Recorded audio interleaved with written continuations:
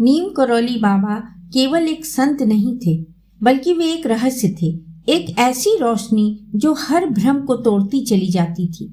वे अपने भक्तों को हंसाते भी थे, डांटते भी थे और कभी कभी ऐसी बातें कह जाते थे जो साधारण समझ से परे थी। लोग उनके बारे में तरह तरह की धारणाएं बना लेते थे। कोई कहता कि बाबा 200 साल से जीवित हैं, कोई कहता कि वे हर समय बस प्रेम और शांति का ही रूप हैं।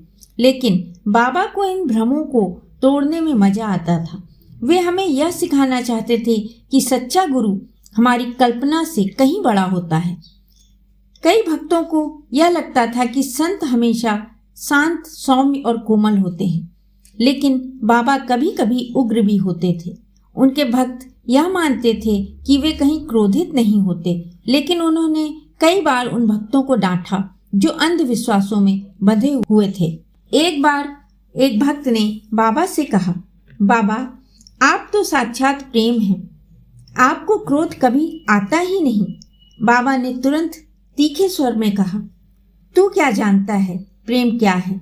जब शेर अपने बच्चे को संभालता है तो दहाड़ता भी है और प्यार भी करता है। पश्चिमी भक्तों ने भी अपने ही भ्रम पाल रखे थे। वे सोचते थे कि एक सच्चा गुरु केवल ध्यान में बैठा रहेगा, भक्तों को आशीर्वाद देगा और किसी को भी कठोरता से नहीं बोलेगा। लेकिन बाबा ने हमेशा अपनी मुस्कान के साथ इन धारणाओं को तोड़ा। कोई भक्त यह मानता था कि संत को कभी गुस्सा नहीं करना चाहिए, तो बाबा कभी कभी जानबूझकर उग्र रूप धारण कर लेते। कोई सोचता कि बाबा का आहार बहुत साधारण होगा, लेकिन बाबा कभी कभी मजे से पराठे और आलू की सब्जी खाते दिखते। बाबा हमें यह सिखाना चाहते थे कि सच्चा गुरु किसी बंधन में नहीं होता। वे प्रेम भी थे, वे शक्ति भी थे, वे मौन भी थे और वे उग्र भी थे। वे हमें हंसाते थे, लेकिन उनके हर हंसी के पीछे गहरा ज्ञान छिपा होता था।